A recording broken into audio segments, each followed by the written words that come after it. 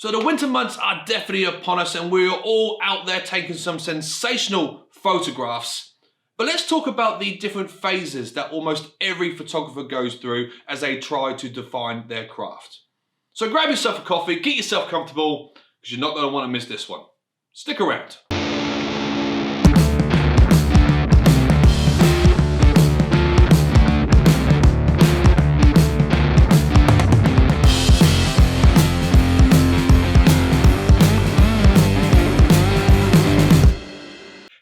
Welcome back everybody, welcome to another video here at Benham Media. I am Nathan and it's an absolute pleasure to have all of you here today. Thank you so much for clicking on that thumbnail. Every photographer goes through a sort of a journey from when they start out to when they are sort of like got their own niche, got their own style. And I have been reading online and I've been chatting to some of my friends and I've seen to sort of like come together a selection of phases that almost every photographer goes through before they finally find their sort of groove, their sort of rhythm. So I'd like to talk to you a little bit about these phases, see if you recognize any of these phases at any points that you're like, okay, I've been through that, or I'm currently at this stage, and let's sort of break it down a little bit. So without any sort of hesitation, without any sort of big intro or anything like that, let's sort of start off with phase one, which I'm gonna call the brick stage. So the brick stage is you've watched some YouTube videos, you've started to follow some photographers on Instagram, and you have decided either as a hobby or as a future profession that you want to be a photographer. So you go out and you buy your first camera, but you don't have a clue how to use it, what the settings are, and it becomes this huge new alien world to you. So it sits in a spare room like a heavy brick weighing on top of you until eventually you go, right, that is it, I'm gonna go out and start taking some photographs. But because you are still sort of brand spanking new at this, you don't quite know what works and what doesn't work, so you start taking some random photographs of, you know, an ashtray or a bin or a train station. And you might even sit there and go, do you know what, I'm gonna be a little bit sort of self-aware and I'm gonna start taking some photographs of myself because, you know, I need a profile picture. I need to show the world that I am a photographer and I need to take some arty-farty shots of myself. So you throw on some glag rags and you start taking some self-portraits, which eventually become your long-term profile picture to sort of show the world that you are a photographer. Now, it is very nerving to begin with when you're walking around the streets with your camera taking photographs of people, of things, because you sort of feel acutely aware that people are watching you and wondering what you do. And it can be a very sort of like unnerving feeling until eventually you get yourself into your little groove. And that is where you start to sort of ignore the sort of world around you and you just concentrate on what you want to do and how you want to sort of project yourself via your camera. So that is the brick stage, where you eventually have this sort of heavy object that you want to sort of eventually start picking up and get yourself out there and start shooting. Now the next phase. So the next phase is the sniper phase. You are still extremely nervous about getting up and close to people, taking photographs out in the street, so you buy yourself a zoom lens. And you think you have cracked the code. You think you have all the answers and you go out into town with your nice big long lens and you start snapping away at people. But what you don't realize to begin with is that you actually stand out quite like a sore thumb. People can see you with your camera, with your long lens, taking photographs of people having a sandwich, people having their tea, people just sort of chilling out on a day-to-day basis, until eventually a member of security comes up to you and asks you what you're doing, and then all of a sudden all those nerves and fears come flooding back because you are still very, very new to this, and you start umming and ahhing and go, oh no, I'm just taking a picture of this pigeon over here doing its thing, and yeah, I'm sorry, I will stop, and you know, I will come back at a later date. And yeah, it's, you know, I'm very sorry. So the next phase is the complete opposite. It's the getting too close phase. Over time, you've gained a little bit of confidence, walking around with your zoom lens, and now you're sort of like trying to find your own rhythm. And you've seen other photographers do it, and you feel that getting the details in someone's face, in someone's hands, is the next step of how you can grow as a photographer.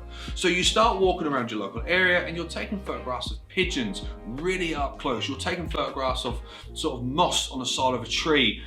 And you feel that, you know, the closer the better, the more detail that you can bring into your photograph really sort of defines you as a photographer. And next thing you know, you've got a complete array of shots which are so close. And you know, there's a slight bit of an adrenaline rush because you've got past the nervousness of being at a sort of a distance when you're sort of like right up close and personal with your subject, be it a person or an object or anything like that. And you know, all of a sudden you've got yourself a wonderful collection of photographs which you are extremely proud of, and you'll start throwing them out there a little bit until eventually you go, right, what's the next step? Where do I go from here as a photographer? Because at the moment, your life has consisted in this little sort of like hole here, when in fact, you've got this entire world out there ready for you to shoot. So that brings us on to our next phase, which is generally the black and white phase. Now, I'm not quite out of this yet. I do enjoy a black and white image, as you very well know. But by this point, you have worked out the kinks of the type of photographer that you are, the type of photographer you want to be, and you are out there taking photographs of anything from people to buildings to objects to yourself to models that you have in fact hired. And you are looking at other people's work and you're like, you know, if I'm going to be sort of considered as a proper photographer, I need to really crack the black and white stage of photography. And you come into this so hard that eventually you sit there and go, right, that's it. I'm only going to be taking photographs of black and white pictures, nothing else. And you end up sort of like scrapping all of your colored pictures to one side and you become a black and white photographer. Now, like I said earlier, I am sort of still a big fan of black and white photography. I love it. I really do think it brings something else into your sort of artistic work. But one of the reasons why a lot of people will still sort of discuss and argue that black and white photography is still proper photography is because we think back to like the old sort of style of photography where colored photographs were expensive to produce, they were unable to make, but in the digital age, a lot of people don't sort of see black and white photography as their way forward. And a lot of photographers that I know don't necessarily think about using black and white photography. So a good little balance between black and white and color is always good, but you do generally go through a phase where black and white is the way forward, but you need to be very careful that you don't overdo it. Now, a bit of a side note from the last few phases that we have, and you've become a little bit more confident as a photographer. You're not really hiding behind buildings or behind lampposts, and you're now walking freely, taking shots of people doing their thing, buildings and landscapes and all this sort of stuff, that you will always have a sort of moment of passage where you get approached by a police officer or by a security member asking what you're doing. Now, this generally happens when you're either on private property or you're sort of like quite close to a large group of people. And this is sort of like a rite of passage. That little moment where you go from being sort of really nervous when you get approached by a member of authority to the moment when you go, I'm just here, I'm doing my thing, it's for me, is it okay? And generally you sort of like get to move on a little bit and they sort of tell you the rules by going, well, as long as you don't take photographs of these people, as long as you don't take photographs of these buildings, or as long as you're not too close. And all of a sudden the confidence starts to grow in you that as a photographer in general, either with a model or if you're out shooting the streets, that all of a sudden you are in your element. You can do what you need to do to get the right shot. So once you've sort of gone through all those type of phases, this is sort of like a moment of passage where all of a sudden you are not intimidated by the person in the high-vis jacket with the radio, and you're like, I am me, I am a photographer, and I'm gonna do what I need to do to get that shot. Good for you for getting to this phase. I'm proud of you, I really am. Next up is the learning from other photographers phase. Now, you have been taking sort of like some things on board when you watch other people's videos or you see other people's work on the internet, on the apps, and you're like, cool, I'm gonna start seeing what these guys do that make them as popular as a photographer as that they are. And you start sort of extracting some of their ideas and some of their sort of influences onto yourself, and it starts to sort of slowly creep in to your actual work yourself. Now, I have seen this over the last 2 years within my own work. From when I first started picking up the camera to go out and shooting street photography, where I was, to begin with, just taking pictures of buildings, to start taking pictures of people, and the way that I edit my photographs, the way that I sort of look at different scenes and different scenarios, it has been an influence from other photographers that I see. Anything from the YouTubers to the Instagram followers that I constantly sort of admire and sort of take inspiration for. And this is a good thing. This is a good phase you're going, because what you've got to understand is that you're not copying their work. You're taking snippets of what they do and you're bringing it into your own work. You're seeing what works for them and you're recognizing what works for you, and you sort of mash it up between the two. And I suppose it's saying the same sort of breath when you sort of like buy a preset from one of these photographers. Buying presets is okay, using presets are okay, because at the end of the road, you are not copying their work. You are not sort of like going, right, I've taken this photograph, I'm going to edit it just like they do, and have that little panic where, well, is this still my work? Of course it is. A preset is a starter. It's not going to look like their photograph if you use the same preset, because you've got to adapt it slightly.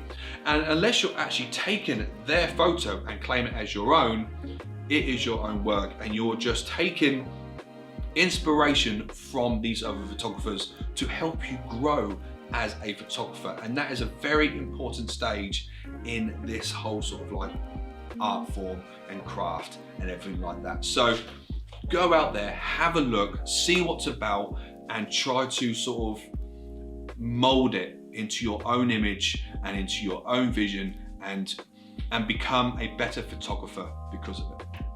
So the next phase is the consistency phase. You have spent the time and effort learning your camera, knowing how the settings work.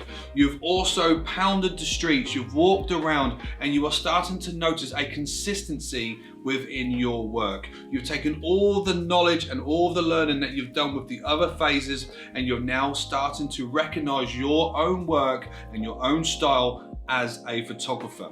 What you've also started to learn is how to sort of learn the triangle of the ISO, the shutter speed, and also the aperture within your sort of like the technical side of taking a photograph. You're starting to instantly see shots before you've even picked up your camera, and you start creating portfolios. So instead of just going out shooting willy-nilly, so that looks good, this looks good, you have a sort of a structure in your head how you want your photographs to look, what type of shots you want to get, and you start putting together a line of shots which are quite similar to each other, either they be in landscape, either they be in sort of like black and white, or they, a particular style of shot that you enjoy. So instead of taking a photograph of a person on a bench and then taking a photograph of a building, then taking a photograph of a particular subject, and so on and so forth, you start to put together a series of photographs which match each other. The way that you edit them to the way that you shoot them out and about in the street. And all of a sudden, and it comes out of the blue, you start recognizing yourself as a constructive photographer with your own style and your own meaning when it comes to sort of whatever genre you've put yourself in. And all of a sudden you can sit there and look at your work and go, do you know what? The hard times have been worth it. The stresses have been worth it. And you now feel comfortable within your own body that you are finally achieving something as a photographer. And again, well done for getting to this stage. Congratulations. Which means you've probably come to the final phase, that is the Zen phase, that you are finally in a comfortable position. And once you get to this phase, it never goes away. all of a sudden you are confident in going out with your camera. You are confident in being seen in public with your camera. You're no longer nervous when you bring your camera up and start shooting away in a public place. And this is probably where you start sitting back and going, right, be it as a hobby or as a profession, you start feeling yourself to be a photographer. You start calling yourself a photographer. You feel comfortable in having conversations with other photographers about photography. And it is probably the best phase going forward. And you've done all of the hard work in the past, all these other phases that you may have gone through, and you just go, that is so much better. When you hang out with other photographers and when you go out on photo walks or you start chatting online with other photographers, you feel comfortable within this environment, and it is probably the best feeling in the world. So going over all these sort of different phases that you may or may not go through as a photographer, I'm not saying at any point that any of these phases are wrong. Each and every single one of these are phases that we go through. Each and every one of these are phases that we need to sort of like cross over before we can probably hit the next phase. You might not even have them in this order. This isn't in a particular order that you have to hit this phase, that phase, this phase, that phase to become to the Zen phase, right? You might even become Zen before you've even decided to do black and white photography, or when you decided to start doing projects and stuff like that. They are all positive. To be a photographer, you need to think slightly differently. Not everyone can do it, and if you've stumbled or you've sort of hit a brick wall at any point, don't worry, we all go through such things. I spent a lot of time at the beginning of the year and I just couldn't get out of this rut that I couldn't create anything. And you know, it took me a good month or so before I eventually picked up my camera and started doing it again, because I just felt like I was burnt out. So don't worry about if you haven't hit these phases yet. Don't worry if you feel that you've progressed further than one of the phases that I have spoken about. And don't worry if you don't feel that you've gone through any of these whatsoever. As long as you feel comfortable within yourself as a photographer, eventually you will sit there and you will just feel zen about your work. And you know, if you are only doing it as a hobby and you know it's just something that gets you out of the house, it gets your steps in, fine, enjoy it, have fun. I look forward to seeing your work in the future. But if this is something that you're looking forward to do as a profession, again, enjoy yourself, because one of the most important rules in life is that you need to enjoy what you do. And that is it, really. I think that is all we can do with this video.